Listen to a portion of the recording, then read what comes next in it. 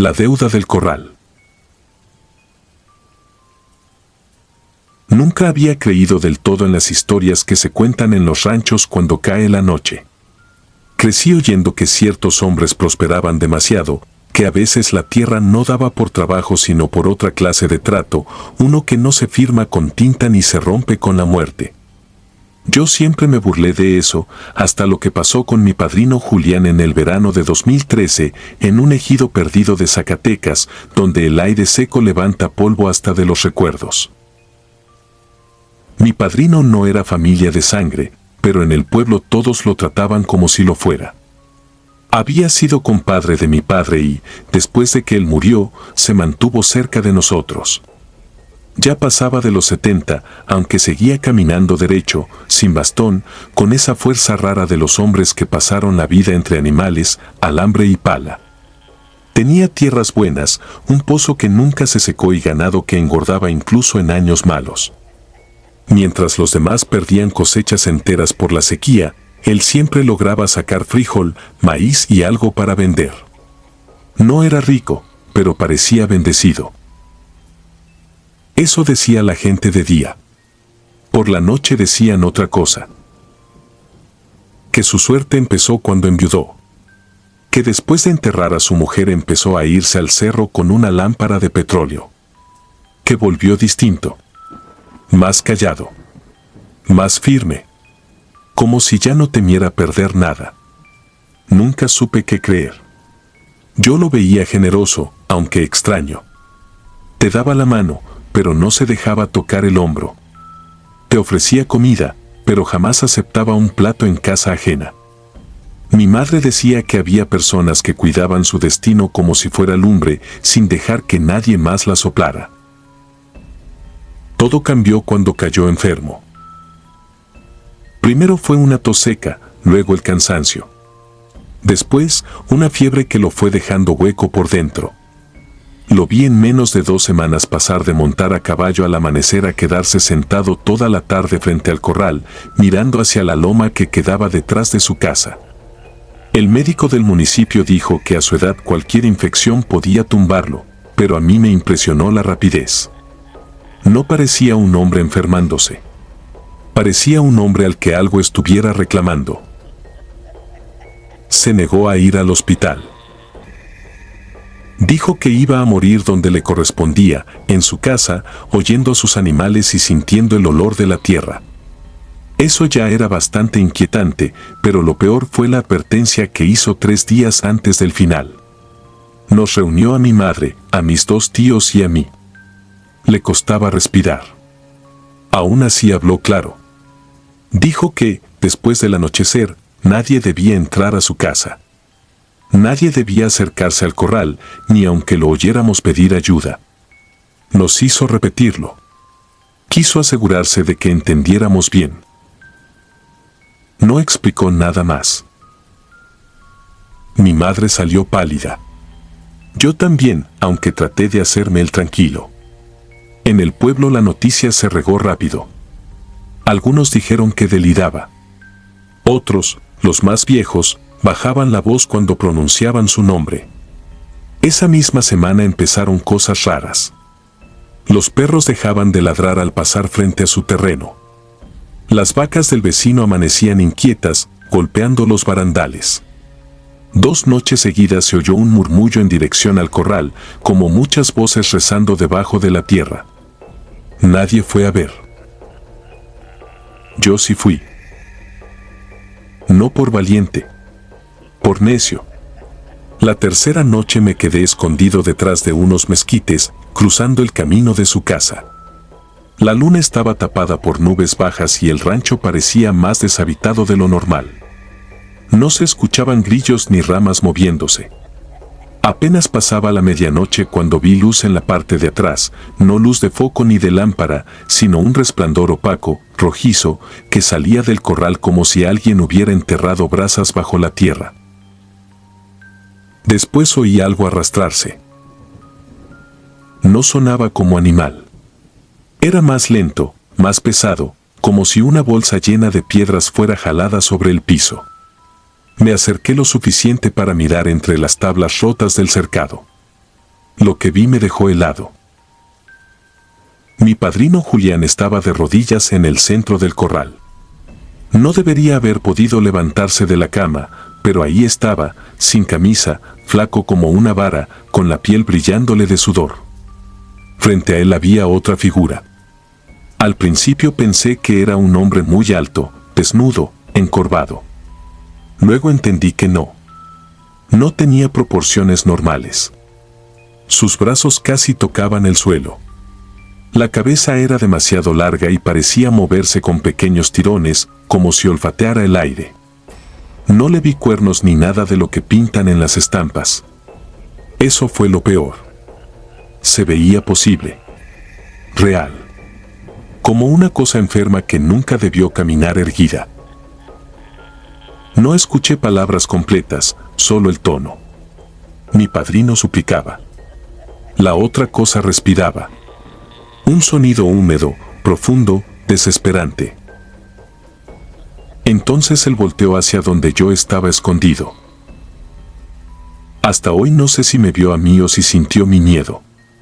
Pero levantó la voz con una fuerza que no parecía suya y gritó mi nombre. No para pedir auxilio. Para advertirme. Fue un grito lleno de terror, uno que todavía escucho dormido. En ese instante la cosa giró también. No corría. No hacía falta. Solo cambió de dirección y entendí que sabía perfectamente dónde estaba. Salí de ahí como pude. Me raspé con las piedras, me caí 2 veces y llegué a mi casa sin aire. No dije nada esa noche. Me encerré hasta que amaneció. A la mañana siguiente mi madre y yo fuimos. El portón estaba abierto. En el corral no había rastro de animales. Ni uno. Adentro de la casa, mi padrino estaba muerto sobre su cama, con las manos cruzadas en el pecho, como si alguien lo hubiera acomodado. Lo más extraño fue su cara. No tenía expresión de dolor. Tenía alivio. La gente dijo que había descansado al fin. Yo quise convencerme de eso, hasta que vi el corral con la luz del día. En la tierra endurecida había marcas hondas alrededor de la cama de los animales, como si algo muy pesado hubiera dado vueltas toda la noche. Y junto a la ventana del cuarto de mi padrino encontré huellas. No eran de pezuña ni de bota. Parecían manos humanas, pero alargadas, hundidas de frente en el polvo, como si aquello hubiera caminado apoyándose en los dedos. Nunca le conté a nadie todo lo que vi. Solo ayudé a cerrar la casa y a vender el terreno meses después. Nadie quiso quedarse con el corral. Lo tumbaron completo, echaron cal y levantaron otro más lejos. Desde entonces ya no hay prosperidad en ese lugar. El pozo se secó al año siguiente. La tierra se volvió dura. Nada prende bien ahí. A veces pienso que mi padrino no hizo un trato para volverse próspero. Pienso algo peor. Pienso que, cuando enviudó, pidió tiempo. Tiempo para no quedarse solo, tiempo para seguir fuerte, tiempo para no perder lo que había levantado. Y se lo dieron. Se lo dieron cobrando poco a poco, durante años, hasta llegar por lo último. Lo último no era su vida. Era la noche exacta en que alguien más lo mirara pagar.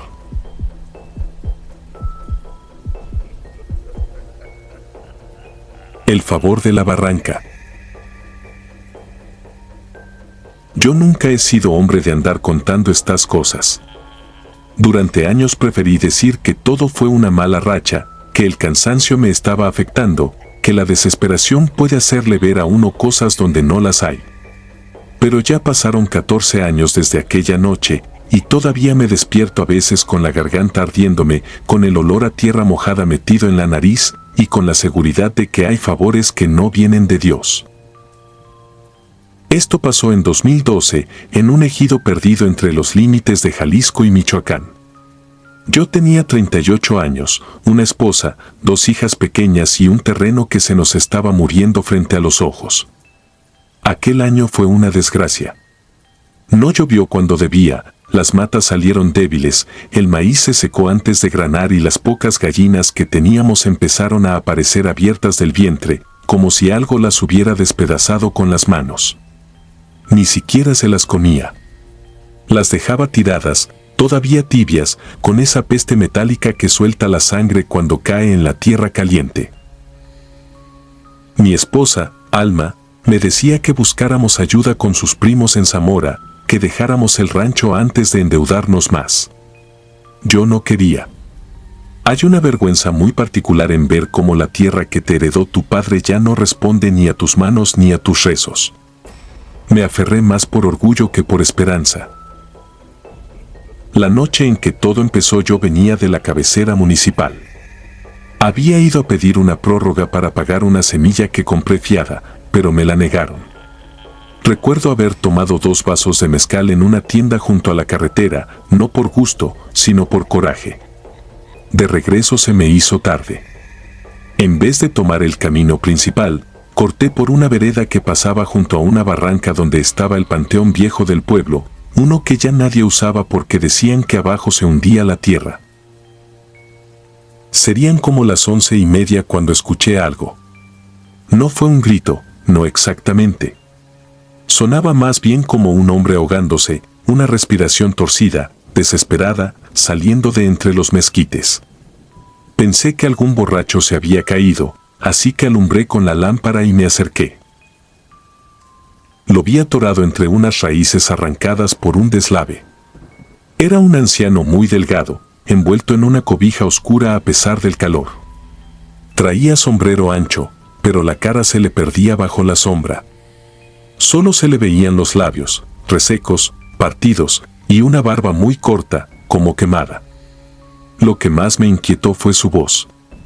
No parecía venirle de la boca. Sonaba alrededor de él. Me pidió ayuda de una manera extraña, sin levantar el tono, como si supiera que yo no podía negarme. Dijo que llevaba horas atrapado, que no soportaba el olor del amanecer, que si lo sacaba me pagaría el favor. Yo pensé que deliraba. Aún así, me metí entre las ramas, forcejeé un rato y conseguí liberar la cobija, que estaba prensada entre piedras y alambre viejo. Cuando quedó libre, el hombre se incorporó con una facilidad que no correspondía a alguien de su edad. Dio 2 pasos hacia atrás y entonces vi algo que me dejó frío. No tenía tierra en los pies, ni polvo en la ropa, ni rastro de esfuerzo en el cuerpo. Era como si hubiera estado fingiendo todo el tiempo. Me dijo que ya sabía quién era yo, que conocía mi casa, mis hijas, la deuda, el coraje que yo traía atorado desde hacía meses. Después habló como hablan los compadres en los pueblos, con una confianza que no se gana en una sola noche. Me dijo que a veces uno recibe ayuda de donde menos la espera, y que cuando necesitara algo, solo dijera en voz alta que aceptaba el favor. Quise preguntarle su nombre, pero ya se estaba metiendo entre las cruces viejas del panteón. La lámpara me parpadeó. Cuando volvió la luz, ya no estaba. Llegué a mi casa agitado. No le conté nada a Alma. Esa madrugada cayó una lluvia violenta, una lluvia absurda, aislada, como si la nube se hubiera detenido solo encima de nuestro terreno. Al amanecer, las zanjas estaban llenas, la tierra negra y esponjosa, el olor a humedad levantándose como un milagro. En menos de 2 semanas, las plantas revivieron. No todas, pero sí las suficientes para que yo creyera que todavía podíamos salvarnos. Fue ahí donde cometí el error. Una tarde, viendo que las matas se habían puesto verdes y derechas, murmuré casi jugando que ojalá también se murieran las ratas que se metían al gallinero. Esa noche no dormimos. Escuchamos chillidos horribles, golpes secos contra las tablas y después un silencio completo. En la mañana no había ratas. Tampoco había gallinas. Encontré solo plumas pegadas en la pared y unas marcas negras, largas, como dedos untados de hollín. Desde entonces empecé a entender que aquello no daba, cobraba. Primero fueron cosas pequeñas. Mi hija menor comenzó a hablar dormida con alguien que llamaba el señor de la barranca. Luego aparecieron charcos de agua lodosa dentro de la casa, aunque no hubiera llovido. Después, las cosechas salieron demasiado bien. También que otros ejidatarios comenzaron a preguntarse por qué en mi parcela todo brotaba mientras alrededor seguía la sequía. Yo fingía no saber. Por dentro, cada mazorca me daba vergüenza. La verdadera caída vino en noviembre. Alma encontró debajo de la cama de las niñas un montoncito de huesos de animal amarrados con hilo rojo. Juró que ella no los había visto antes. Esa misma noche escuché que tocaban la puerta del patio 3 veces, siempre 3, con la misma pausa. Salí con la escopeta. No había nadie. Solo un olor rancio, como carne encerrada por días. Entonces miré hacia la noria y lo vi parado junto al brocal. Ya no parecía viejo. La cobija le colgaba como piel mojada. Bajo el sombrero no había rostro completo, solo una especie de sombra hundida donde algo respiraba. No lo vi con claridad, pero sí lo suficiente para entender que aquello no era una persona. Me habló sin mover la boca y me dijo que había llegado el momento de pagar lo recibido. No quería dinero, ni animales, ni la tierra. Quería entrar.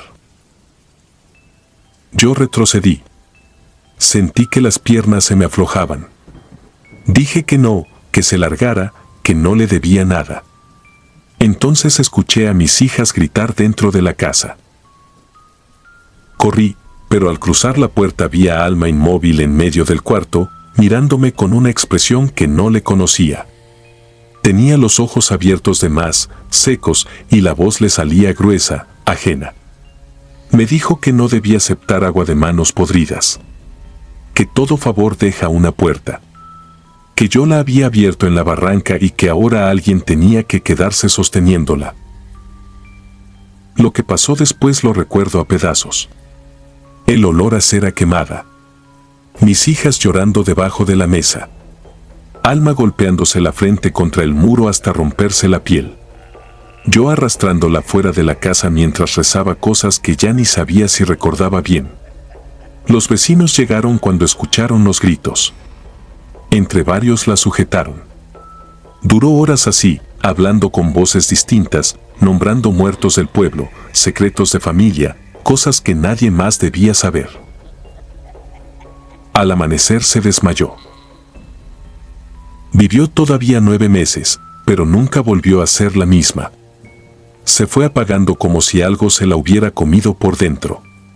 Los doctores dijeron que era un trastorno nervioso, luego una infección, luego ya no supieron qué decir. Antes de morir, una madrugada me tomó de la muñeca con una fuerza que no parecía suya y me dijo al oído que cerrara la noria. La tapé con piedra, tierra y cemento. Vendí el terreno. Me llevé a mis hijas lejos de ahí. Nunca regresé. A veces pienso que todo pudo tener explicación hasta que recuerdo lo último. El día que nos fuimos, mientras el camión arrancaba por la brecha, vi en el espejo lateral a un hombre parado junto al panteón viejo. Levantó una mano, como despidiéndose, con la confianza de un compadre. Y aunque estaba lejos, supe que sonreía. Suscribirte y darle like ayuda mucho a este canal. Si ya has escuchado mi contenido antes, te ha gustado y estás disfrutando lo que escuchas en este sector, te agradeceré que presiones el botón de suscribirse. Sin más interrupciones, continuamos. Lo que respondió desde adentro.